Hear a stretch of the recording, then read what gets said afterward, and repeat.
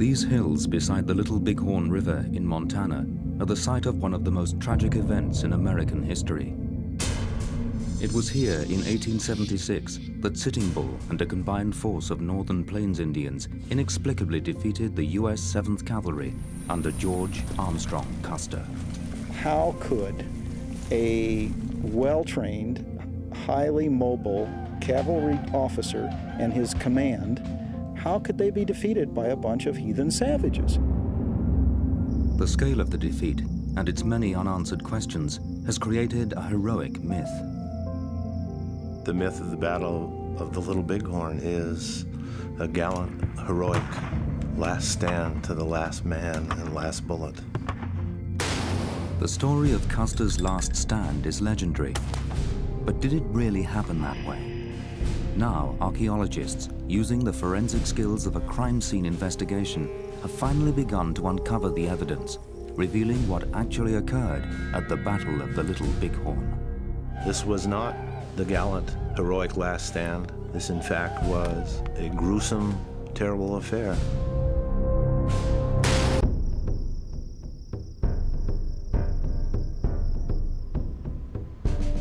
The story of Custer's last stand is legendary. How the 7th Cavalry fought heroically to the last man against a horde of Indian warriors. It's been told and retold in books and films, but it has never been brought to such vivid life as in the annual spectacle staged near the battlefield in Hardin, Montana. In 1876, Custer, a flamboyant hero of the American Civil War, was already a celebrity. People like myths. George Armstrong Custer was larger than life at the time. That adds to the mythical quality of the Battle of the Little Bighorn. The myth also flourished because there were no survivors to tell the tale. In fact, there was witness testimony. That testimony comes from the oral traditions of the Lakota and the Cheyenne who fought here. Joe Medicine Crow heard stories of the battle firsthand. His grandfather, White Man Runs Him, was one of Custer's Indian scouts who survived the battle by chance. My grandfather said it was such a huge battle, covering a huge area, that no one man is able to see it all. What the Indians did see paints a disturbing picture. They talk of chaos and panic amongst the troopers, with no gallant last stand. But for years, their accounts were discounted as unreliable. For some reason, the white man doesn't like to hear the Indians tell it the way it was. Now, science is proving that the Indian stories are closer to the truth than the famous American legend. For thousands of years, Indian tribes roamed the northern plains. But by 1876, they were seen as a threat to the opening of the West. A military campaign was launched to force the Northern Plains Indians onto reservations, but Sioux chief Sitting Bull refused to give up his traditional way of life. Sitting Bull sent word to the various Sioux tribes who were already on the reservation, come back. Come to my camp for the last big fight. It will be a good day to die. After the battle, horrified comrades found 268 bodies and buried them where they lay. Today, they are commemorated on the only battlefield in the world which marks the places where men died. The Little Bighorn battlefield is unique in one specific way. It has white marble markers that indicate the location men fell in battle. The obvious one that people see is Last Stand Hill, where about 40-odd markers are placed. But as you move across the battlefield, there are a string of them scattered down the line, what we call South Skirmish Line, to Deep Ravine. And then there are just ones that are just scattered randomly, and they may indicate where men had tried to move and escape. Douglas Scott and Richard Fox have spent years investigating the Little Bighorn battlefield. beneath the earth, they have found the evidence of how Custer was defeated. A battlefield site is like a crime scene. On the one hand, the material evidence, the bullets, the cartridges, and the eyewitness accounts, what the combatants saw and what they did in the battle. The victims cannot speak, but the recovery of a trooper's bones provides the first clues to what really happened on the battlefield. To the side of marker 128, we found a burial pit containing most of the skeletal elements of an individual about 19 to 21 years old. The range of injuries on this one trooper reveals the ferocity of the battle. Massive blunt force trauma to the mandible, to the point these teeth were broken in half. Sharp force trauma to the bottom side of the collarbone. And there's a cut mark, and we think it's probably made with a knife. Sharp force trauma to both femurs, such as would be made with an axe. A gunshot wound to the left arm near the wrist. The bullet entered the bone and then did not leave it. Gunshot wounds to the thorax. Some of the bullets probably shot into him from a distance. And when the fighting closed in, perhaps they found him still bleeding and finished him off with a coup de grace to the head. The bones confirmed that the Indians used traditional weapons, but they also had guns.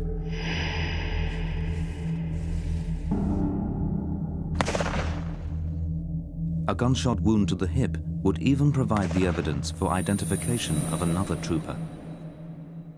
You can see the gunshot wound, and there are little pieces of the bullet that were scraped off as the bullet passed through the bone, and then continued on through the bone into the abdomen and through the large intestine. That kind of injury at that time would have been mortal. Even today, you don't mess around with a gut shot. This is a person who died of a gunshot wound to the hip, and we believe him to be Vincent Charlie. When Trooper Charlie was located after the Battle of Little Bighorn, he was found with the wound to his hips and with a stick jammed down his throat. Knowing that's the way he died, we can reasonably conclude this is Vincent Charlie. There are no pictures of Vincent Charlie, so leading forensic artist Betty Pat Gatliff is putting a human face on the past. Well, the purpose in forensics, of course, is for identification. But to law enforcement, finding out who the victim is can be the key to solving the crime. For until they know who the victim is, how do they find the perpetrator? The killers of Vincent Charlie are not in doubt, but his remains and the bones of other soldiers would show not just how they died, they would also show how they lived. And this evidence with battlefield archaeology would explain how a disciplined fighting unit like the 7th Cavalry could be beaten by a horde of Indian warriors.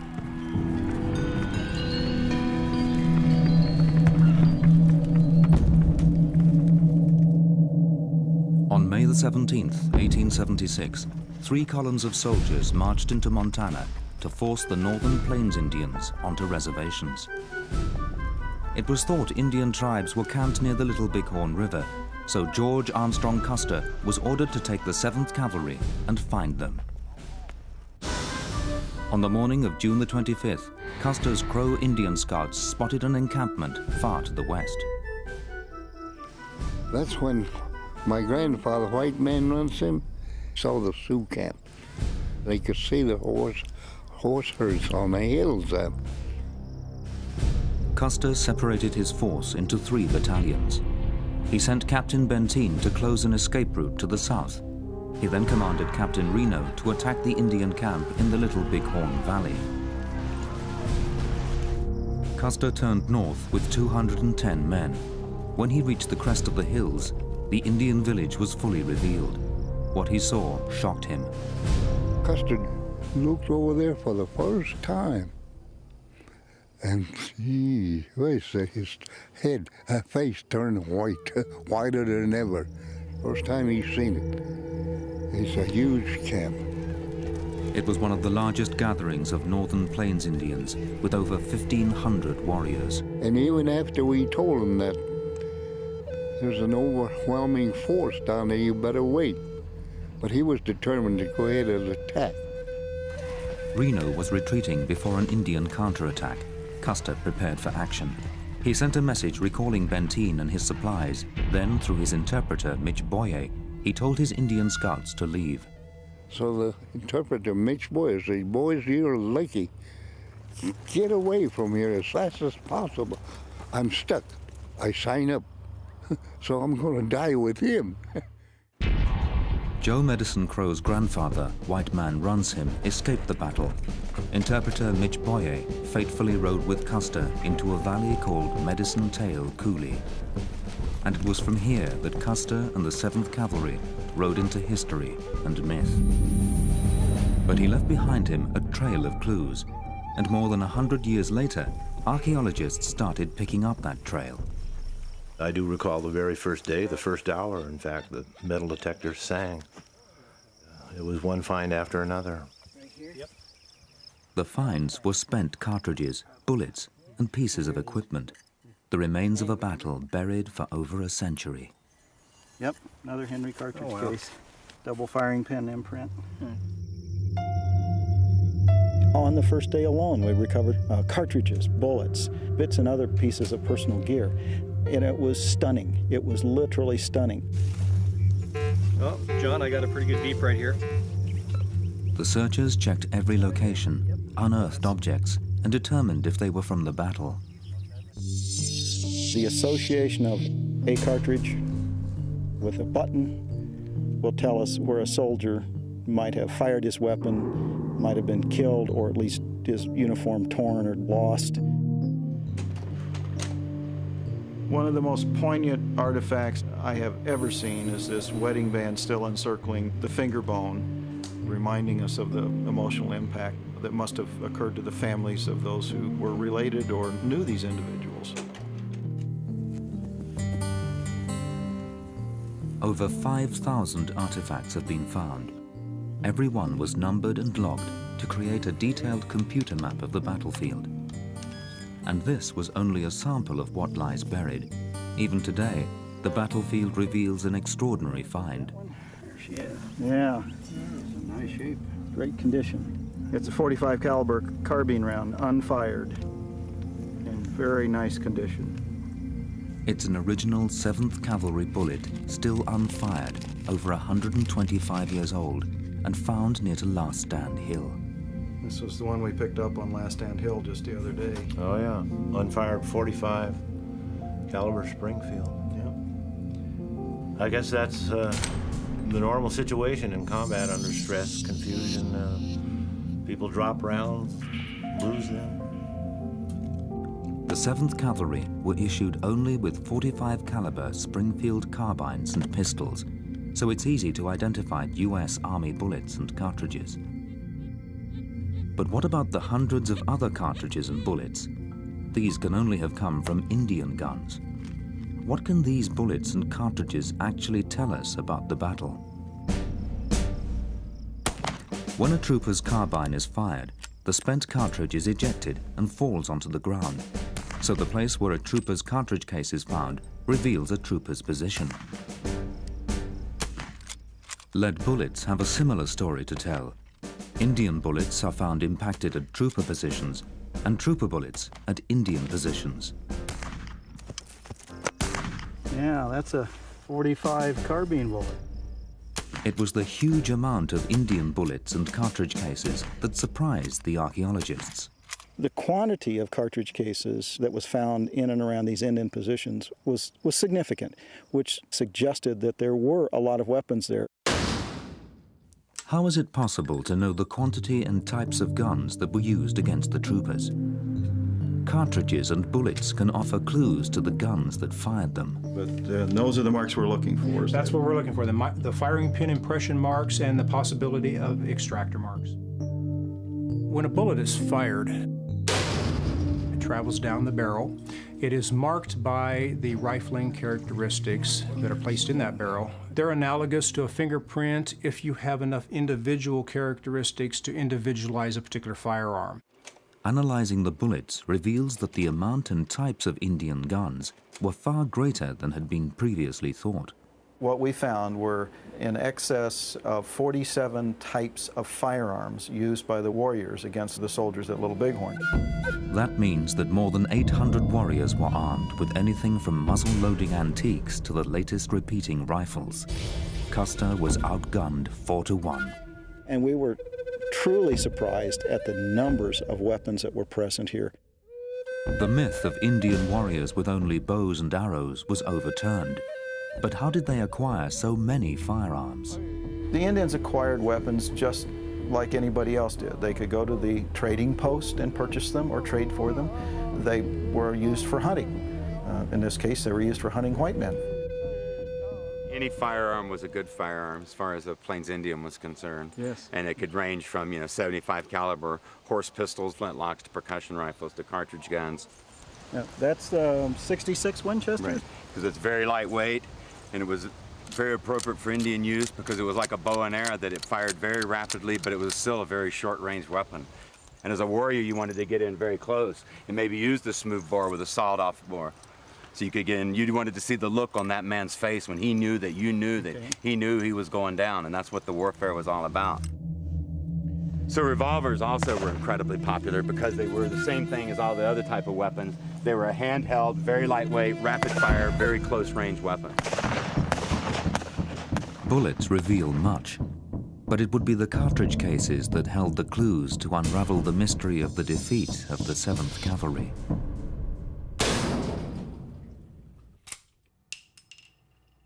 When that cartridge is fired, it is struck from the rear by a firing pin. That firing pin impression has great value in identification. Every gun's firing pin is unique, and it leaves the same impression on every cartridge case it fires. If it's possible to match cartridge cases to the same gun, it may be possible to track the movement of guns around the battlefield. And there we have 2 firing pin imprints. They're different sizes and different imperfections, and that represents 2 different weapons. If cartridges have matching firing pin impressions, they must come from the same gun. Douglas Scott cross-checked over 1,500 cartridges looking for matching firing pin impressions. It would take hundreds of hours of painstaking work. Then, one by one, he found them. Let's bring our cartridge case up we've been looking at, and the new one on the left. We have some unique characteristics up here and in the middle here that say these 2 were fired in the same gun. This one was fired at Calhoun Hill. This one closer to Last Stand Hill, about 1/4 of a mile apart, and therefore we know that weapon literally moved. It might represent a fleeing soldier, or it might actually represent the captured weapon that the Indians picked up and then turned against Custer. Many groupings of Indian cartridges lay behind gullies and ridges. What did this reveal about Indian tactics? What it told us is how the Native Americans were able to effectively use the terrain to cover themselves from incoming fire. But they were still able to pop up and get the soldiers. By connecting the cartridge cases fired by the same gun, it was now possible to see troopers and warriors moving across the battlefield. We could see that soldiers had moved very little, but the Indians were moving all about that field. An army weapon reputed to have been at the battle was test-fired to identify its firing pin impression. Amazingly, it matched to 3 cartridges, numbers 244, 240, and 175, all from different places on the battlefield. Here it is. This is the spot that we've picked up cartridge 175. This is an Army cartridge we found on this spot, and this is the only gun in the collections here that it matched. And So that gun that was gun right here? was right here on this spot, June. 25th of June. Yeah. Trooper could have been here and pointing at a warrior that direction, or up on the hill here, or spinning around firing in that direction. firing at the ridge stop out here where we know there were many warriors trying to protect himself until he was struck down. And it's had a lot of use since then, I can see that. And been repaired and fixed and probably was captured. May have been used against Custer elsewhere. Really rather exciting moment. We knew we had a tool that would allow us to do something no one had ever done before with a battlefield. That tool would reveal how tactics, and especially weapons, played a decisive role in this battle. But what about the men who fired those guns?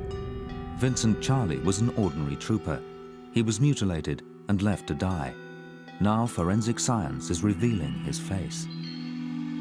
I sometimes think about them and their families and how they must have suffered and what might really have taken place. But they were people, they were somebody's sons, possibly somebody's fathers, you know, they were real people. What do we really know about the troopers of the 7th Cavalry? Were they really the crack troopers of legend? We know the soldiers from the enlistment records are average height of 5'7", average age of 22 years old, average weight of 150 pounds.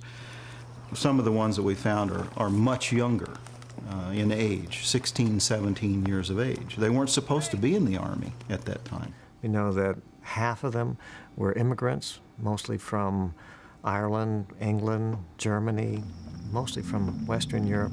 Most of them were doubtlessly from poor backgrounds. These were poor immigrants, but they had joined the legendary 7th Cavalry. They should have been well trained and fighting fit, but the troopers' bones tell a very different story. Here are teeth, and these black tarry stains suggest tobacco use, particularly as in the form of pipe tobacco. He lived a tough life, little oral hygiene, bad diet, and in that way he's probably very typical of most of the troopers. There's a tooth here that's missing a crown. It's rotted away.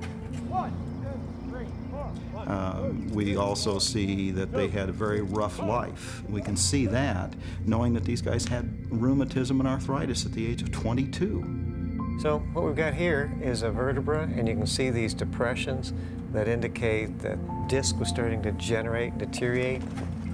And so as the troopers rode over the tough trails, these shock-absorbing structures would start to deteriorate, and they would end up with back problems. The 7th Cavalry were ill-prepared and poorly fed.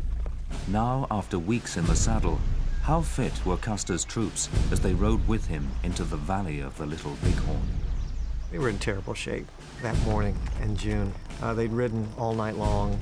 They'd been riding from Fort Abraham Lincoln since May. They hadn't had any rest. Their backs were hurting, their teeth were aching. They were in bad shape. It probably contributed some to the overall defeat. Forensic evidence shows that the troopers were in poor condition for a fight. Now archaeology would reveal what actually happened as the 7th Cavalry fought to the death at the Battle of the Little Bighorn.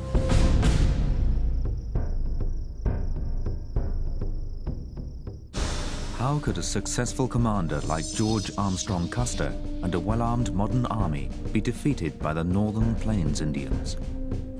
Historical accounts say that as Major Reno charged the Indian village, Custer's battalion reached the ridges across the river. Custer then rode down to a valley called Medicine Tail Coulee, where he divided his troops into 2 wings. Custer rode with the left wing down to the river, threatening the Indian camp. The right wing, with Captain Miles Keogh, was deployed on higher ground. It's here that all the detective work comes together and starts to reveal what happened to the 7th Cavalry at the Battle of the Little Bighorn. Indian witnesses describe their first encounter with Custer's soldiers. From across the river, I see the column of soldiers turn to the left to march down to the river where the attack was to be made. Mrs. Spotted Horn Bull, Honk Papa Lakota.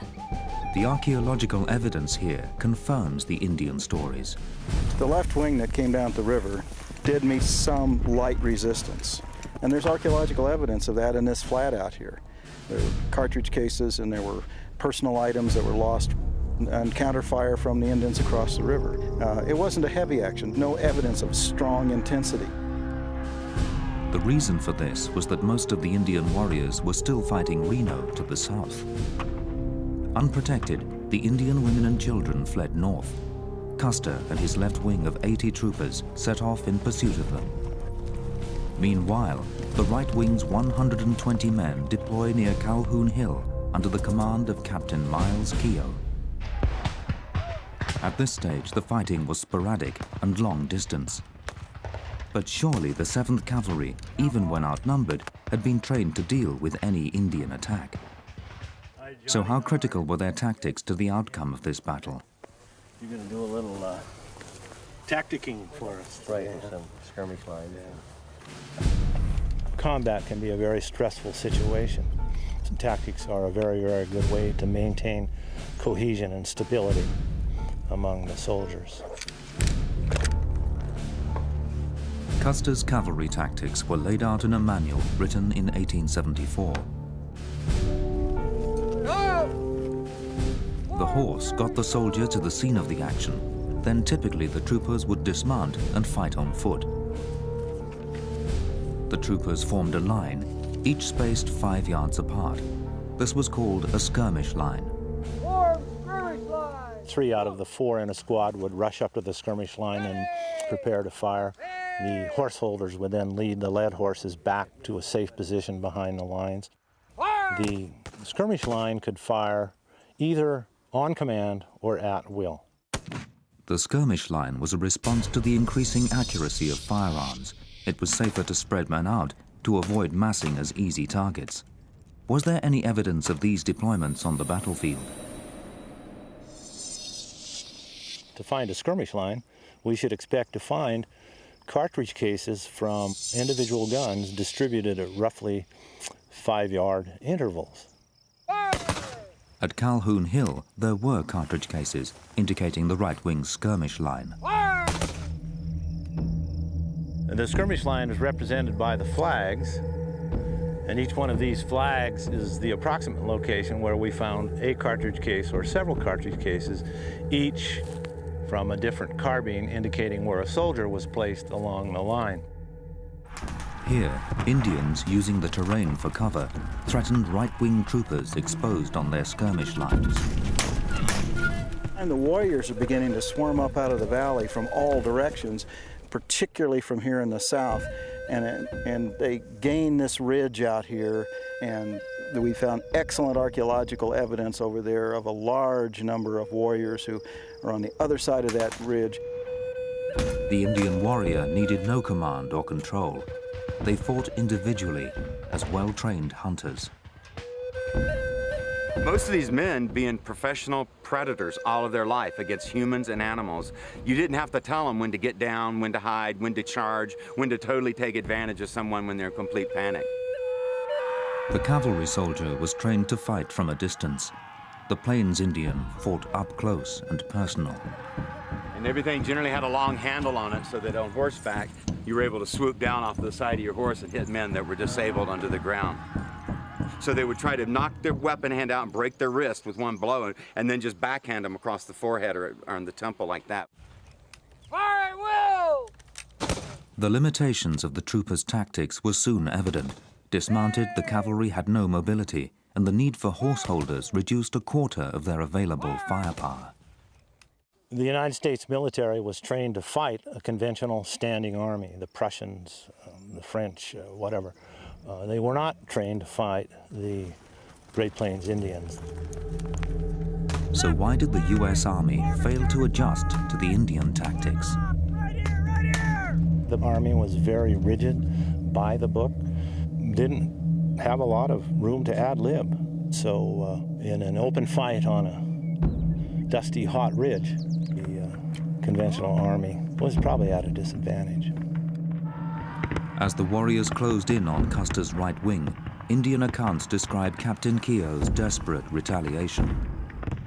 About 40 of the soldiers came galloping from the east part of the ridge, Wooden Lake, Northern Cheyenne. But the Indians counterattacked and the soldiers fell back.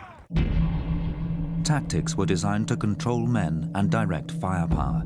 So what happens when fear and panic sets in? Under extreme duress, panic can overcome and people bunch together. So I thought that would be recognizable in the archaeological record, and there it was. There is one place on the battlefield where cartridges form skirmish lines, and nearby, a cluster of cartridges suggests that troopers began bunching in panic. And that bunching, as archaeology shows, took place right in here. Was Calhoun Hill the turning point where the battle was lost? Richard Fox combed through Indian accounts for corroboration. The archaeology indicated the transition from tactical stability to tactical disintegration. And I found that in the eyewitness testimony given by warriors who were here. The Indian accounts describe the soldiers' panic. The white men acted as if they were beside themselves, shooting wildly in the air. White Bull, Cheyenne. One of the elements that exacerbated the panic and fear that developed here was the disparity between soldiers who were mounted and those who were dismounted. And in the end, the entire right wing disintegrated. It's the evidence of matching cartridge cases that reveals the flight of guns and men away from Calhoun Hill. Captain Keogh's Company I fell here. From here, right-wing survivors fled north towards the left wing, which would eventually end up on Custer Hill. The archaeology here indicates it was a pretty one-sided affair. Not much evidence of cartridge cases on behalf of the soldiers, but lots of Indian bullets.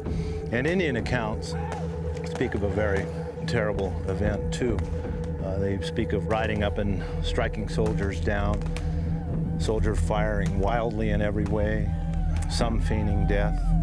Runzie enemy said it was like a stampede of buffalo. Almost the entire right wing was slaughtered on the desperate running fight to Last Stand Hill. For decades, these markers were interpreted as a skirmish line, but in the context of the Custer myth, the gallant last stand of the last man and the last bullet, probably not so. Probably flight. The battle was already lost. Custer had fatally split his command and now lost half of it. But why did the tactics and stability of Custer's right wing fail so dramatically? The answer may lie with the different types of guns used on the battlefield.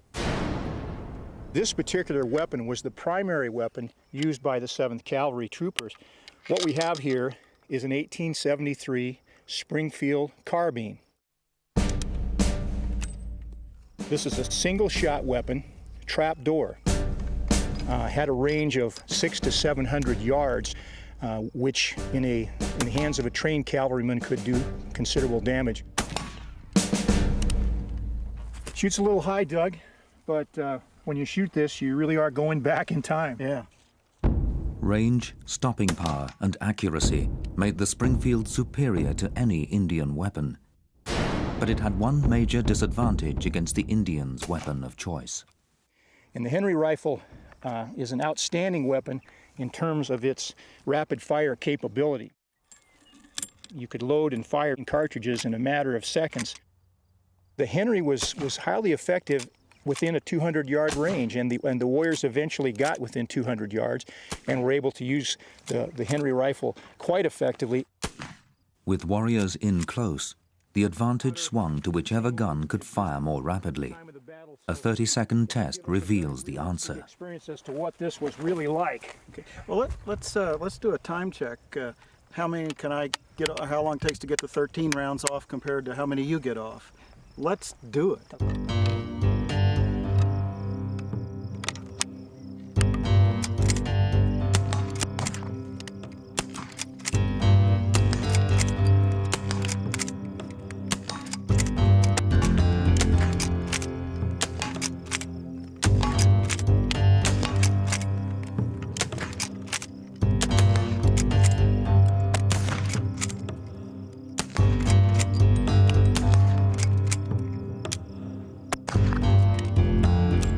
I'm done. 30 seconds. How many did you fire? 13 rounds in 30 seconds. I got 4 off. At close quarters, the Henry rifle is 3 times more effective than the Springfield carbine. The troopers lost their standoff capability because of tactical disintegration. They were not able to concentrate their firepower, and as a result, the Indians were allowed to get closer and closer and closer, and consequently, the repeating weapons came into play. The end result is complete chaos on the part of the troopers. Forensic evidence shows that the Indians had over 200 repeating rifles. The amount of firepower that the Indians had, the types of weapon that they had, was the key in their defeating the U.S. cavalry in that particular battle. No question about it. At the battle, the right wing collapsed and ran in flight towards Custer and the left wing. Of the 120 men in the right wing, only 20 survived to join Custer and the left wing on Last Stand Hill. 105 men left in the battalion, half the battalion. Clearly, the defensive has begun. The offense is lost. The archaeology confirms that the Indians now had many Springfield carbines taken from dead and wounded right-wing troopers on Calhoun Hill. These guns were leveled at Custer's desperate men huddled together on Last Stand Hill. The Indian accounts leave clues that shortly after consolidation on Custer Hill, there were attempts at reorganization, trumpet calls, men shouting and barking orders. And shortly after these attempts, 40 dismounted men came rushing off the hill toward the river. Accompanying the men were anywhere from 5 to 9 riders. Those on foot took to the gully, while the mounted ones tried to get away. He-Dog, Oglala-Sioux. And they say the riders rushed south, but they also tell us that none of them ever made it beyond the battlefield. Warriors, including Crazy Horse, were swarming around Custer Hill. A few soldiers were still alive. Sensing the end, they too ran in panic. The troopers jumped up and started to run towards the river. They did not fire back. Big Beaver, Northern Cheyenne. And in the meantime, the Sioux and Cheyenne warriors were coming. We had them surrounded, and in a little while they were all dead. Last Stand Hill was where the bodies of Custer and his immediate command were found. Below is a line of markers indicating the route of flight to a place called Deep Ravine. This enduring myth, I think in the public's imagination, is here at Last Stand Hill, that this is where the last gallant fight occurred. And we both agree that isn't quite the case. That's right. It was a desperate struggle here on the hill, and it was a matter of life and death, and I think we can all relate to that. But it was over in minutes. Few trooper cartridge cases have been found on Last Stand Hill, but many Indian bullets.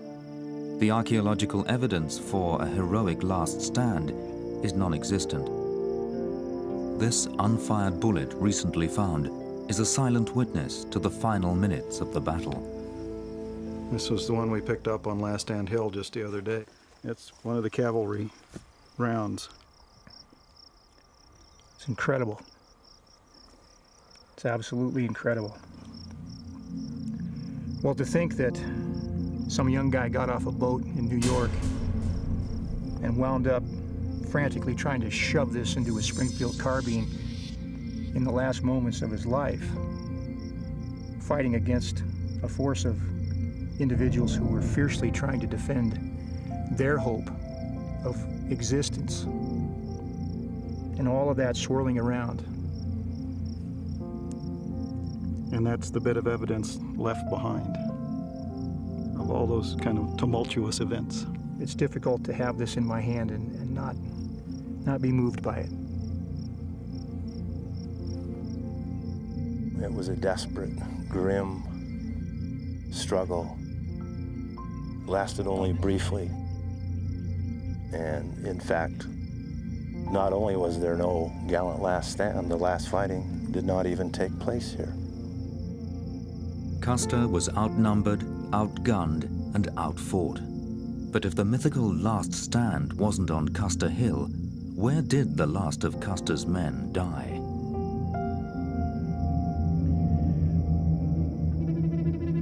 The Battle of the Little Bighorn lasted no more than 90 minutes.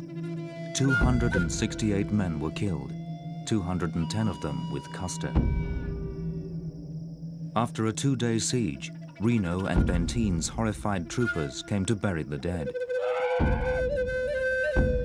They could only identify 56 of their comrades, so badly had they been mutilated. And when they found out it was Custer's outfit, they went up there and mutilated these bodies, cut their throats, arms off, feet off. The variety of injuries that we were able to see in the bone remains, in the hard tissue, were incredibly graphic. It's a skull that's been shot from the back and top. We repeatedly saw cut marks in various bones. And these are cuts that went through 2 or 3 inches of muscles before finally hitting the bone. Blunt force trauma included blows to the face, literally would shatter the skull and shatter the jaw. And you can't see them here, but there are actually cuts on the inside of the socket too, indicating that they removed the person's thigh. We would see sharp force trauma consistent with scalping, literally lifting the scalp, just repeated knife marks.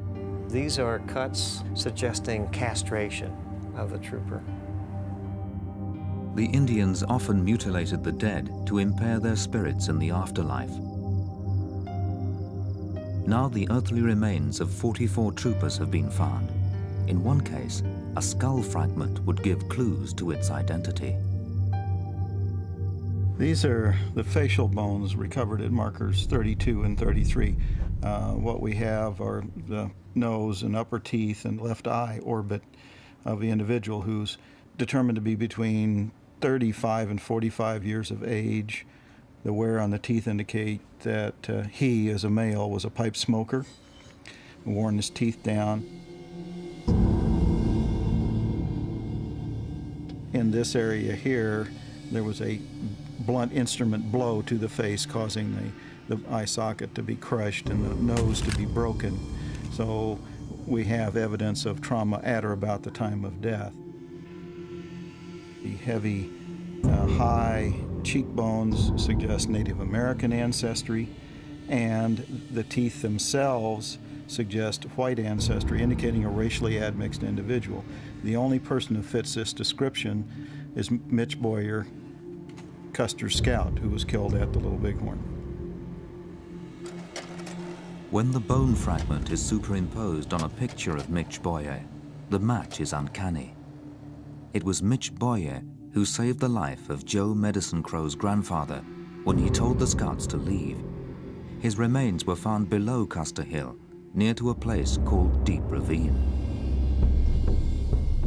Indian accounts speak of 28 men buried there, but there are no grave markers. Was this the last stand of the Little Bighorn? Tall Bull, a Northern Cheyenne, was there, and he says, I heard a big war whoop that soldiers were coming. Soldiers came on foot and ran right through us into the deep ravine. And this was the last of the fight, and the men were killed in this gully. So the last fighting was not on Last Stand Hill. We saw soldiers start running down the hill towards us. Nearly all of them were afraid. I think they were so scared they didn't know what they were doing. Some of them shot their guns in the air. Iron Hawk, Hunk Papa Sioux. This is the upper reaches of Deep Ravine. The last fighting took place here. We have Indian cartridge cases up along the sides of the ravine here, indicating Indians firing down at soldiers who were trying to hide, to escape, to evade. And we also have historical accounts, Indian and white, talking about soldiers' bodies found down here.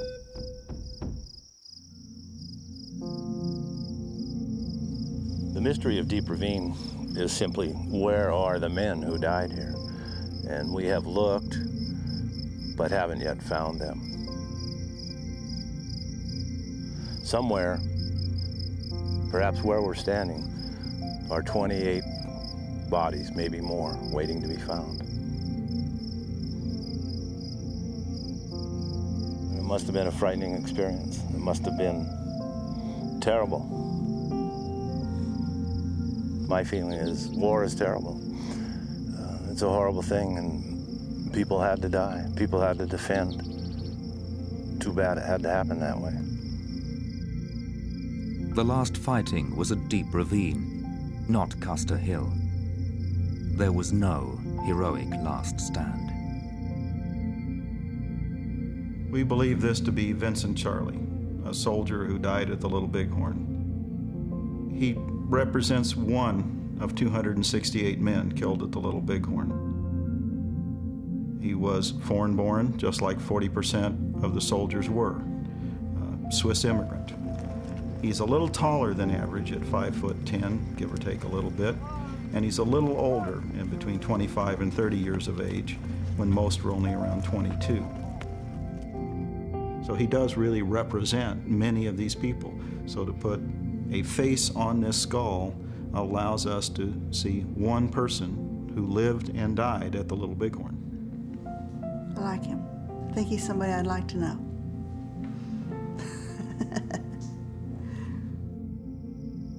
Vincent Charlie is now reunited with his fellow troopers in the mass grave at the Little Bighorn battlefield. Custer's remains are said to lie at West Point.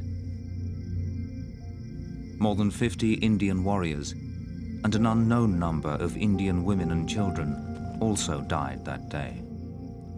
The reason why the Indians finally decided to make their last stand, because they were being pushed out of their land and massacred from here and there.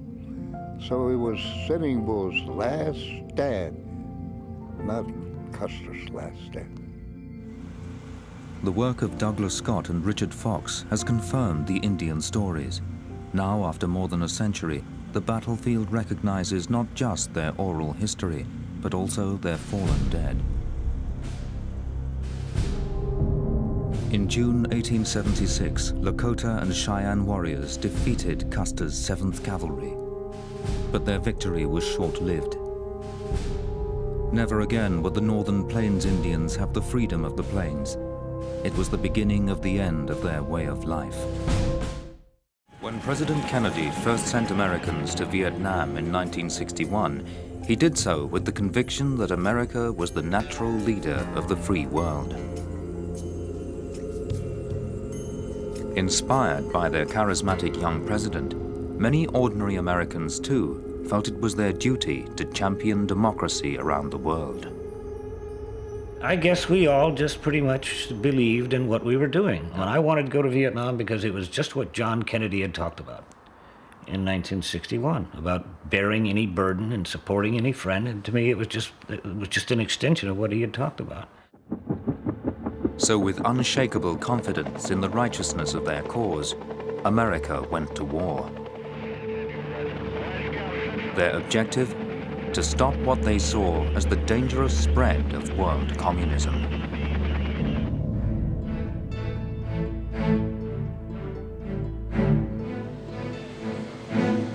All communists in the world were working together, and their job was, in the end, to overthrow the United States. And that the way to defeat those communists, or at least to hold the line against them, was containment. Vietnam was a divided country. The mission of US forces was to support the government of the South by containing the communist North. This was far from straightforward.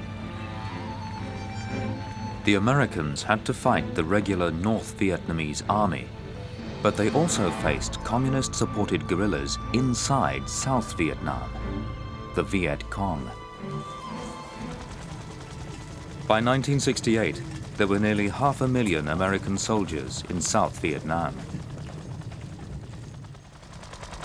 The battle had already been long and bloody, but US commanders were now confident that victory was almost at hand.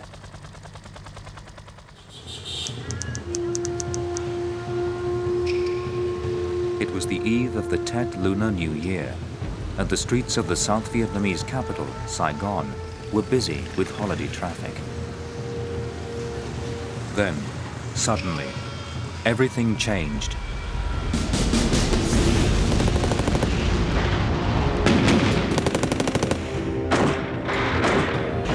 All over Saigon, Viet Cong fighters launched surprise attacks on American and South Vietnamese posts.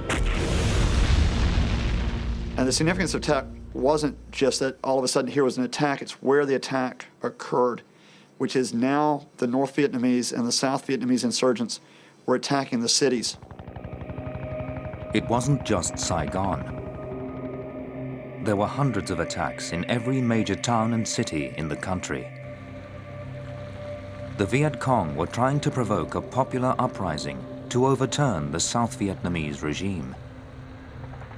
The Tet Offensive of 1968 did prove to be the turning point of the Vietnam War. Just not in the way the Viet Cong planned.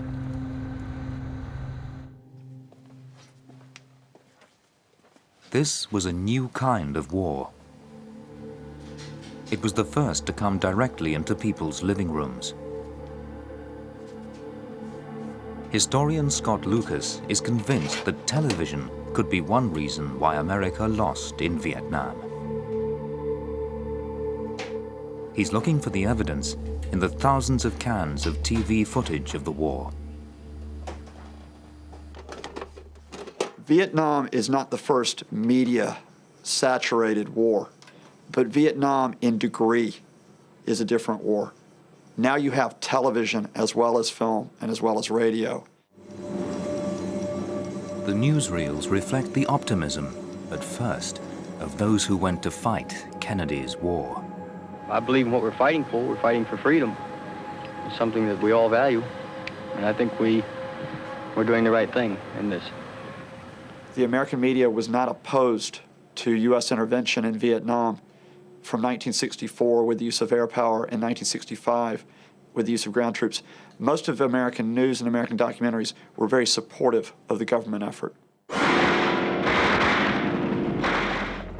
It was clear to them for the first time just how vulnerable American forces actually were.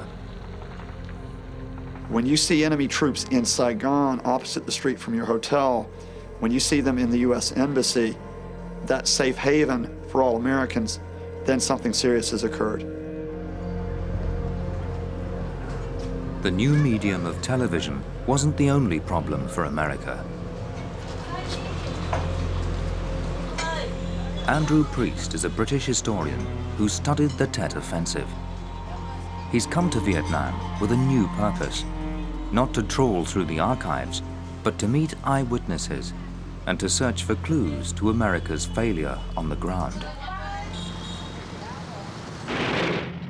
Tet caught US forces completely off guard, yet the attacks had been prepared right under their noses.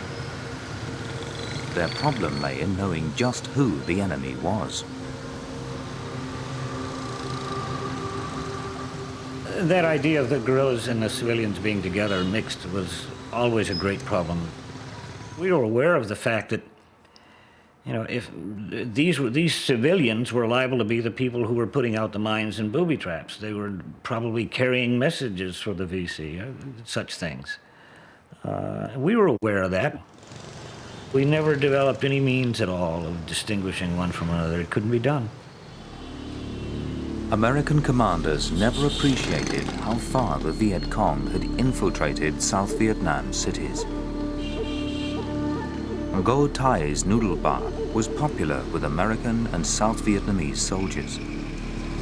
It was also HQ for the most important Viet Cong cell in Saigon.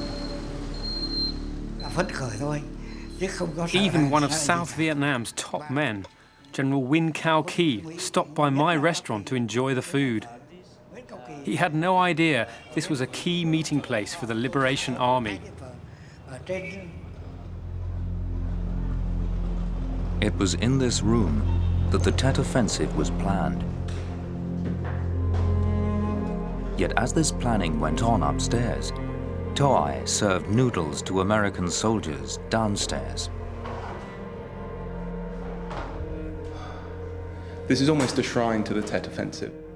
It really makes you aware of how significant Tet was to the whole war. US intelligence failed to detect Viet Cong planning for the Tet.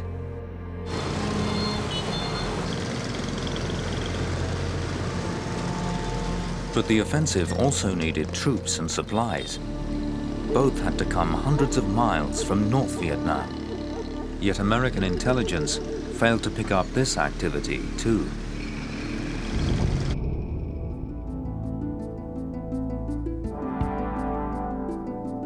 To understand why, Andrew Priest is piecing together the evidence, trying to find traces of the Communists' legendary supply route, the Ho Chi Minh Trail.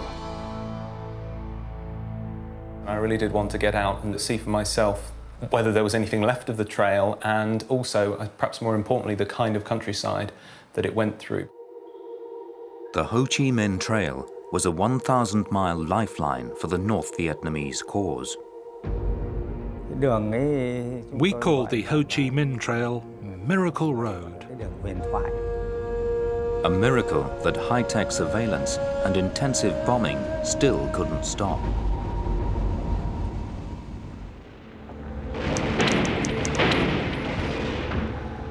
After almost a week of heavy fighting, the Americans have regained control of Saigon.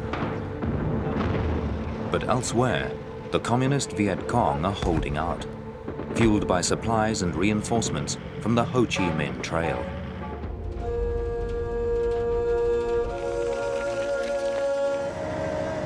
The Ho Chi Minh Trail was absolutely crucial to the Tet Offensive, to the preparation for it.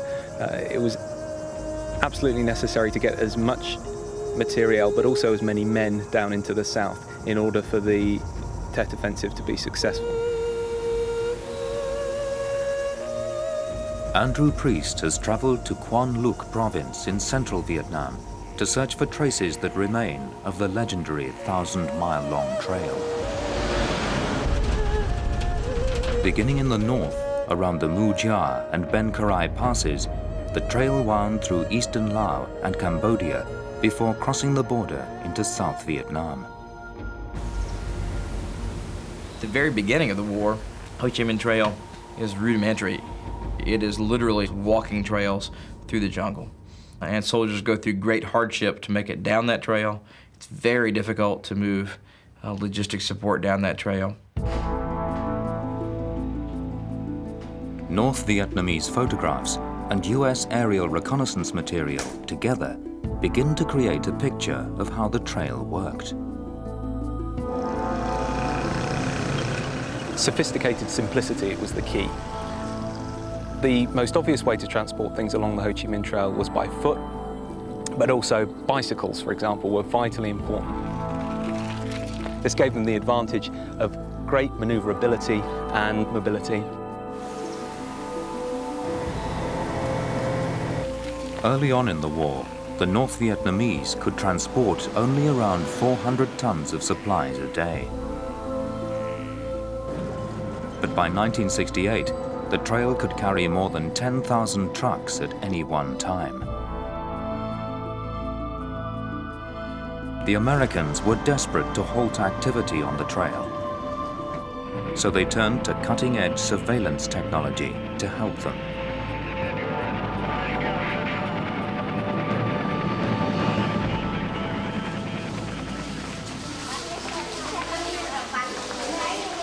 At Hanoi's War Museum, there are relics of this US surveillance effort. ADSID was an air-delivered seismic intrusion detector. Adapted from technology designed to locate Soviet submarines, thousands were dropped over Vietnam.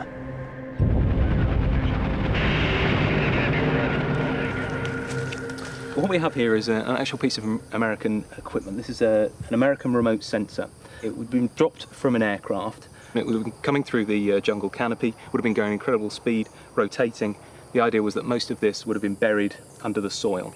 And what this was designed to do was to give the Americans information on the movement of the Viet Cong.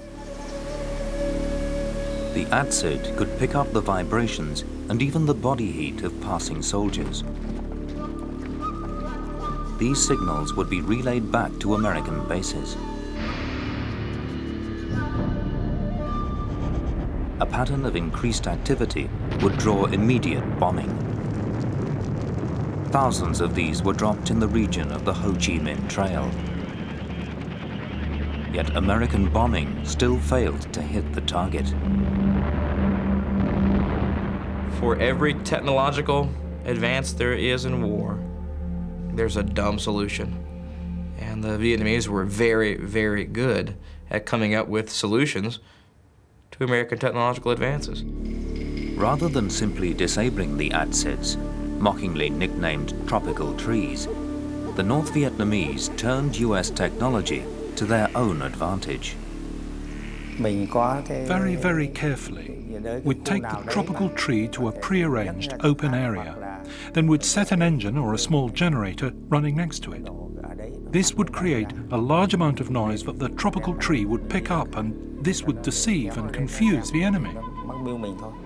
And American bombing would be drawn away from the real target. As much high explosive was dropped on the Ho Chi Minh Trail alone as was dropped on Germany in the whole of World War II.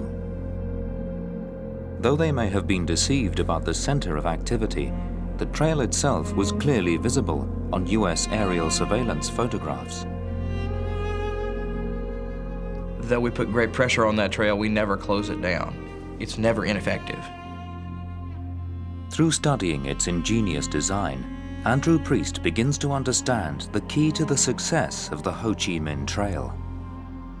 In order to keep the supplies running, there was no point in having just one single trail. So in fact, they had to have a series of trails that could be used on any particular given day at any particular time. This meant that if the Americans bombed one particular trail, they had another one available. Or, of course, they could build one very, very quickly because this was very important to them. Rather than just one main routeway, the trail was actually a network of camouflaged paths and roads that zigzagged south inside a corridor up to 30 miles wide. Connecting these parallel main routes were hundreds of communicating roads and tracks. So if one route was bombed, traffic could easily be switched to an alternative.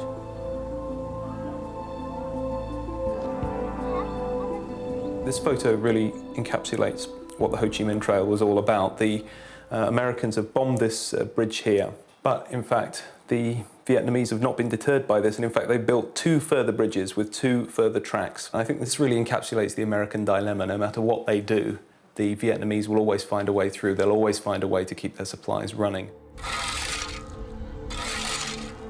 Andrew Priest's research has drawn together a comprehensive picture of how the Ho Chi Minh Trail worked. Actually seeing the Ho Chi Minh Trail, you realise what the Americans were up against. And you start to realise how, I suppose, misguided they really were about the whole effort. They saw it very much in Western terms, and yet they came up against these people who were absolutely single-minded in their effort and in their determination to achieve their final ends.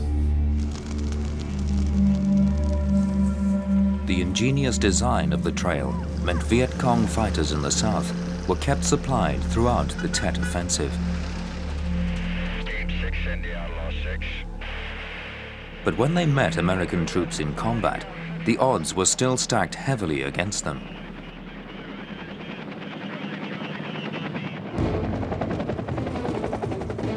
One item of military hardware epitomizes American superiority in Vietnam: the helicopter. It was crucial to the predominant US strategy: search and destroy. Strategy search and destroy is actually very simple. To go into an enemy-held area, search for that enemy. What you hope to do is pin large enemy forces in place and destroy them.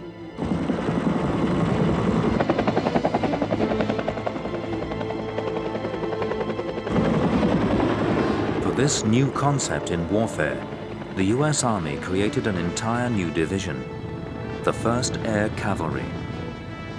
On paper, this air mobility gave American forces a huge advantage. Yet once again, conditions on the ground told a very different story. You don't move a battalion into an enemy area and have the enemy not know about it. You move large, ponderous units into an area where the enemy knows the terrain, the enemy probably lives there, and the enemy's built for speed and wants to get away. That enemy will, in fact, get away. In many ways, you're trying to strike a gnat with a sledgehammer. And in the long run, the apparent futility of these raids began to undermine the morale of American troops. Month in and month out, we couldn't see that we were making any progress. And we went to the same places over and over. We'd leave, we'd go back, and we'd fight again. And leave and go back and fight again. There was absolutely no awareness that we were making any headway at all. If there's no progress being made in the war, then why am I losing all these men around me? Why am I losing so many friends? One particular place was the target of constant search and destroy raids throughout the war. Just 30 miles from Saigon, it was a key communist stronghold known as the Iron Triangle.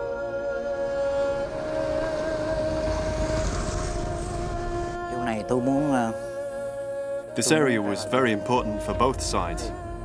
The enemy knew if they couldn't destroy or take control here, then they might lose Saigon. We knew too that we had to hold on to this area, otherwise we wouldn't have any influence on Saigon. On the edge of the Iron Triangle was Cu Chi, one of the most heavily bombed districts in the whole of South Vietnam. People who visit Cu Chi now and see all the trees cannot imagine what it was like during the war. There was so much shelling and bombing by the Americans, as well as the toxic chemicals that they sprayed over the land. It was relentless, every single day. It seemed nothing could survive, not even an insect. To move underground. In just a few months, thousands of fighters and their families dug an extraordinary complex of tunnels. This warren of interconnecting tunnels, 3 levels deep, would become their world for the next 10 years.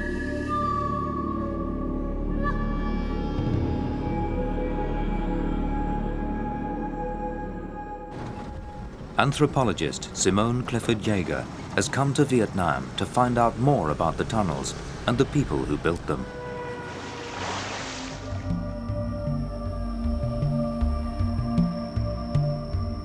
The network stretched for 250 kilometers. The Americans never discovered its true extent. An entire American division even established its fortified base, not realizing the ground beneath was honeycombed with Viet Cong fighting tunnels. Despite the apparently unlikely surroundings, geology was in fact on the Viet Cong side. The geology around Cu Chi was very special because the soil around here is predominantly laterite clay with a ferric binder. It was easily workable, and it meant that the Viet Cong were able to construct this complex network, but at the same time, at the top, it actually dried similar to concrete. So, in essence, even though this ground looks rock hard, if you actually have a dig at it, it's pretty easy to work. Tunnel trap doors were designed to be strong enough to resist armored vehicles and were well camouflaged. Where is it? Wow. Very small. Such tiny trap doors meant that if discovered, none but the slightest built American soldier could follow the Viet Cong down inside. Hands up, that's where I see for you. So get in.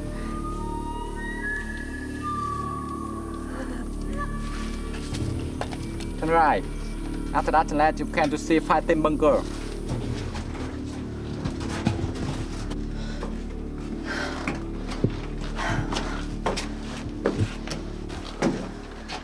So this is a loophole. Viet Cong sentries would have stood watch here and looked for any movement out in the jungle. This is the ideal height for either a man or a woman to stand and watch guard with a rifle on their shoulder, ready to fire at any intruders to the area. So it would have been effectively a sniper position. And looking at this from outside, it would have been incredibly well camouflaged. And the Americans out there wouldn't have known where the shots were coming from. And these fighting bunkers were just the top layer at Cu Chi. The maze of tunnels is a reminder of the kind of enemy the Americans faced in Vietnam. Sun Tzu, in The Art of War, written 2,500 years ago, said, "Know your enemy." We didn't know our enemy. To truly understand what the Viet Cong were prepared to go through, Simone Clifford Yeager wants to experience for herself what life was like in the now derelict lower-level tunnels. Wow, these mushrooms. Just shows how incredibly damp it is down here that mushrooms are able to grow. It would have been pretty hard to breathe down here at the best of times, but with the dank air and the mushroom spores and everything, it would have taken some getting used to.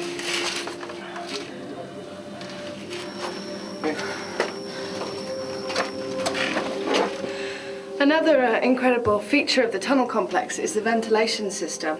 This here is a ventilation hole, and it runs right up to the surface, about 6 or 7 meters, and fed fresh air down into the tunnels below. But nevertheless, even though there were these tubes going up to the surface, the air in here is very close.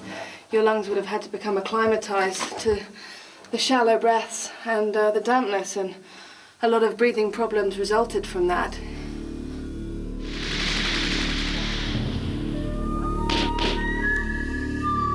Yet whole families lived down here for years on end. There were schools, hospitals, even theaters in the tunnels. So, now going down into the 3rd level of the tunnel complex, which is the final level, and we're down about 10 meters below ground. As you can see, the composition's changed quite a lot. It's much harder. There's more kind of rock formations, and it's obviously a lot damper as well. There's some mold growing here, different kinds of lichens. It's absolutely tiny. I mean, I can hardly go anywhere without being crawling on my hands and knees.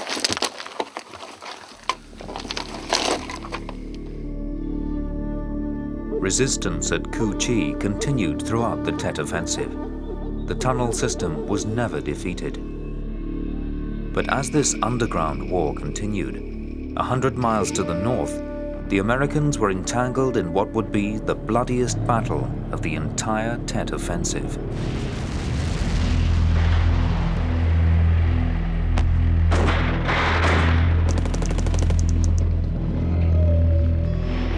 It's 3 weeks into the Tet Offensive, the Viet Cong's massive, unexpected assault on South Vietnam cities. More than 500 Americans have already been killed or wounded. In the once beautiful university city of Hue, fighting is still savage. It's here that events will soon take place to change the course of the Vietnam War.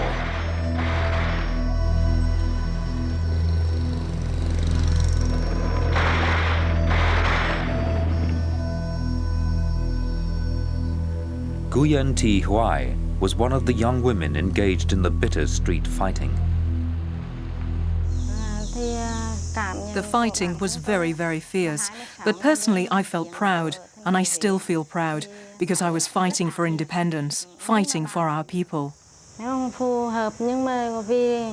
Why would foreigners come here to kill our people, to kill our children? Our hearts were filled with hatred.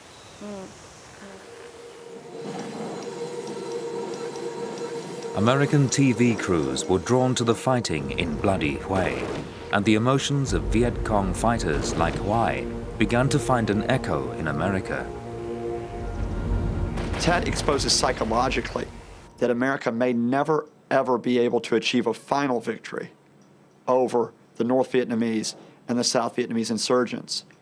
Because what Tet shows is is that North Vietnam and South Vietnam are willing to stay the course, are willing to take large numbers of casualties, whereas the Americans that face them may not have that political will.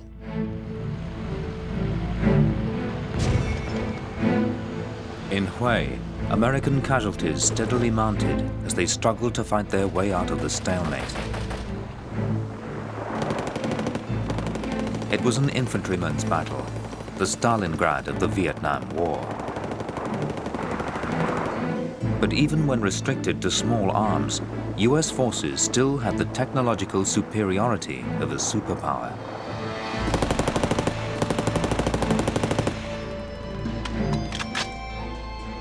In the Tet Offensive, the North Vietnamese used a weapon designed almost 20 years before, the AK-47. By contrast, most US soldiers were issued with the latest M16 rifle. The more accurate, sophisticated M16 should have given American troops the edge.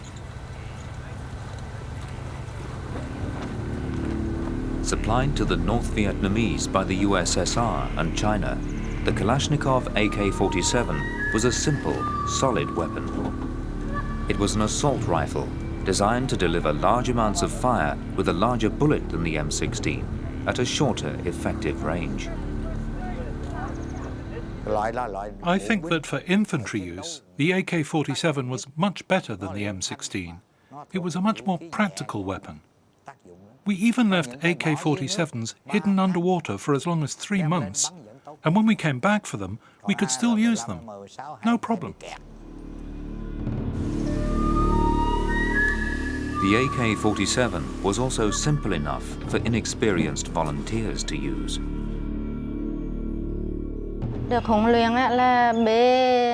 I was trained to use all kinds of weapons, including rocket launchers and rifles, but mostly the AK-47. The M16 was very quick firing, but it was flimsy. The AK-47 is made out of stronger wood and steel. It's much more durable than the M16. And anyone could use it, an untrained man, or even a child. Yet again, a low-tech solution gave the North Vietnamese a counter for US sophistication. But there was another, even simpler weapon that John Tulloch encountered in Vietnam. The booby trap. In Vietnam, they played a crucial role in a modern, high-tech war.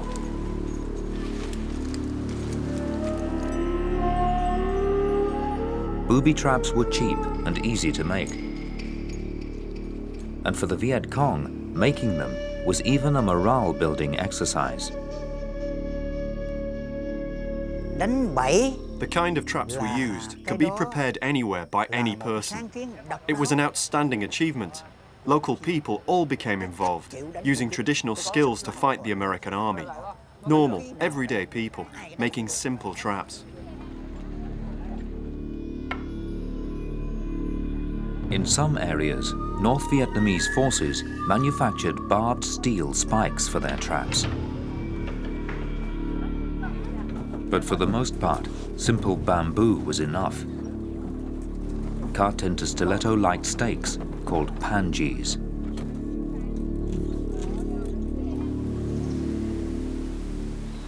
Up ahead I've made a small trap with the sharpened bamboo stakes in the bottom. It's in that area there. So I just, that would be the sort of thing I would imagine they would have made with the stakes in the bottom. Yeah, that's absolutely a very simple pangee stake trap. A guy treading on that, he's got 80 pounds on his back carrying his weapon, his full weight suddenly going through there. That will go straight through his boot, through his calf muscle, shear that. That's as good as any anti-personnel mine. Yeah. But how did the Viet Cong avoid falling victim to their own hidden traps? There were signs. One that was a standard one in Phuoc Thu province, a leaf and a twig going through it coming through like that would be laid on the ground with all the other rubbish that would be lying there. I, as a VC, would see that lying on the ground, and this particular twig here is lying to the right of the main membrane of the leaf, would point to the fact that 3 to 5 meters ahead is a trap. And with all such traps and mines, the injuries they inflict are only part of their effectiveness as a weapon. The reality of a guerrilla war was very difficult for American soldiers to take. Specifically the use of booby traps and mines. All of these things are, more, as far as morale is concerned, very difficult to deal with. And I had been standing, having a little talk with and sharing a cigarette with one of my men. And word came back up the file to move out. And I put my hand on his shoulder and I said, okay, let's go. And immediately after that, there was a big explosion.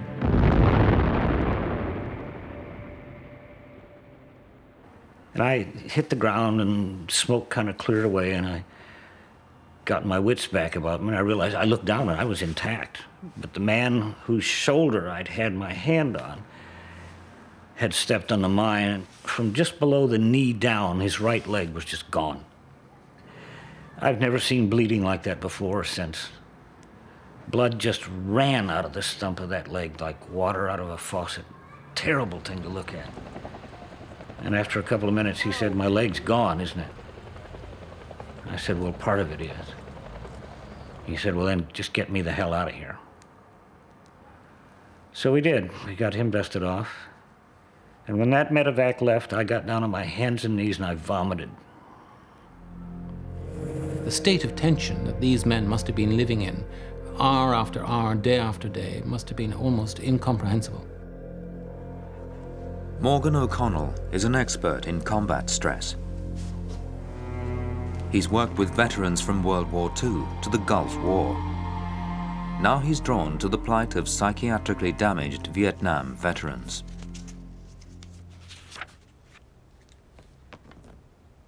He believes the particular circumstances of the Vietnam War had dire consequences for the morale of American soldiers. Being terrified in the context of the Vietnam War, I think it was a unique experience. You see the consequences of booby traps or the unseen enemy, your mates being killed, you can't go in to rescue them. No human being can cope with that indefinitely. Vietnam veteran John Young is typical of those ex-soldiers Morgan O'Connell has studied.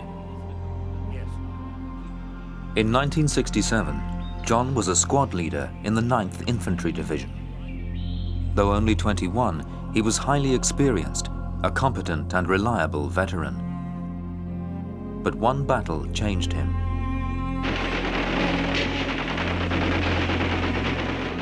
On a single search and destroy mission in the Mekong Delta, almost 2/3 of his unit were killed or wounded. After that battle, I was not concerned very much with the military mission. I mean, I still did what I was told to do, but I was interested in keeping these people alive. And when I went out on an ambush, I went to where they told me to go, and I set up defensively. I wasn't out there to look to find somebody and kill them. I set up defensively to protect myself. And I'd stay there in position for as long as they told me to stay, and then I'd come back. Losing men will do that. I mean, it just changes your outlook. It just became the idea of surviving.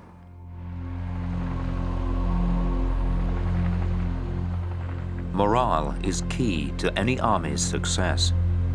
The GI's morale was on a downward spiral, but as the Tet Offensive neared its bloody climax, the resolve of the Viet Cong showed no sign of weakening.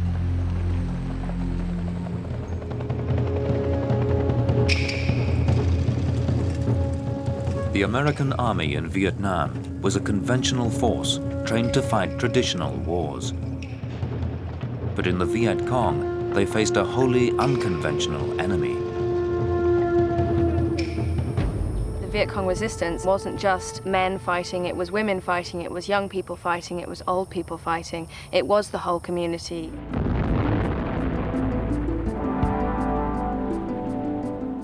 In Vietnam today, dozens of museums and memorials bear witness to the particular nature of America's enemy and what motivated them.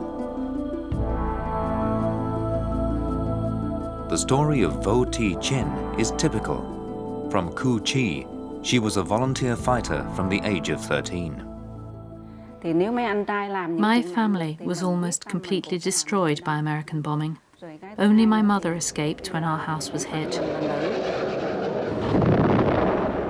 The house was burnt down by the bomb, and all the rest of my family was killed. So, with such hatred in my heart and in my thoughts, I joined the army. I was so determined to fight, even though I was a girl. It was this spirit that the Americans were up against.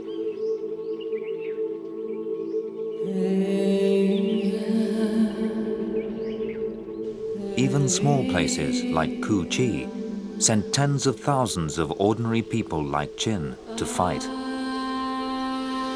This is the Cu Chi War Memorial Hall, commemorating all of the people died during the resistance struggle against the Americans. There are over 44,000 names inscribed on these walls, many people still missing in action. The people who died here weren't simply military combatants, they were whole communities, people just involved in the fighting, men and women, people young and old. It's quite amazing to think that the number here, 44,000, is almost the total of American soldiers killed during the whole war.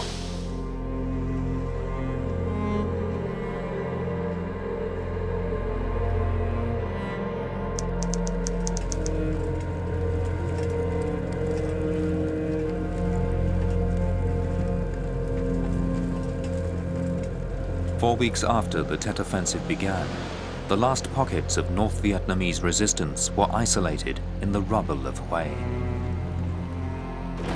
4,000 Americans had been killed or injured, but they had inflicted more than 10 times that number on their enemy. The Tet was an overwhelming American victory. Then something extraordinary happened. The Americans had won, but across the world, Tet came to be seen as a North Vietnamese victory. Trawling through the thousands of feet of newsreels, Scott Lucas has identified the moment Middle America turned against Vietnam. Watched by millions of people, the broadcast struck an instant chord with average Americans, who until then had been generally supportive of the war. What the Cronkite broadcast does is more important as being a symbol of the futility of the war, and futility which is brought to the American people not by their politicians, but by the news media. Walter Cronkite had gotten on American television and said Americans should no longer listen to the statements made by their military that saw silver linings in every cloud. Turn on a little spigot of blood. Drip, drip, drip. And over 10 years, 12 years, 15 years, that spigot of blood will force that great world power to eventually question whether or not that war's worth it. You will not defeat that country in a typical sense, but that country will wind up going home. In Vietnam, America won every battle, but it lost the war. State-of-the-art weaponry and a huge military budget proved inadequate to subdue the morale and inventiveness of the Vietnamese communists. Not for the first time, or the last, a great power underestimated its enemy. In 1973, the last US forces were withdrawn from Vietnam. The price was over 2 million Vietnamese and Americans dead and wounded. 2 years later, the South Vietnamese government fell, and the country was united under communist rule.